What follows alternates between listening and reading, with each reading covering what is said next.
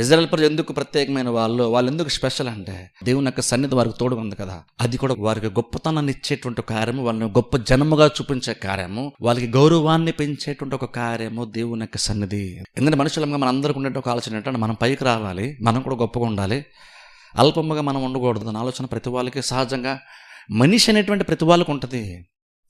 కాకపోతే నువ్వు గొప్పతనం ఎక్కడ వెతుకుతున్నావు, ఎవరి దగ్గర వెతుకుతున్నావు అనేది చాలా ఇంపార్టెంట్. అక్కడ ఎక్కడ వెతకాలి మనం? అది దేవుని దగ్గర వెతకాలి. ఎందుకంటే దేవుని కంటూ గొప్పడు ఎవరు లేరు. ఆయన తన మహిమను కనపరచడానికి ఇష్టపడేటువంటి దేవుడు.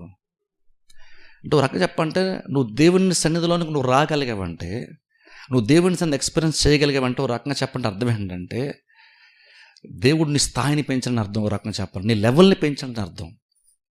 ఎందుకో తెలుసా? దేవుడు తన సన్నిధిని తన్ను తాను బయలుపరుచుకుంటున్నాడు అంటే అర్థం ఏంటంటే నీకు ఎంత వాల్యూ ఇచ్చుంటే తన సన్నిధిని నీకు ఆయన బయలుపరుచుకుంటున్నాడు.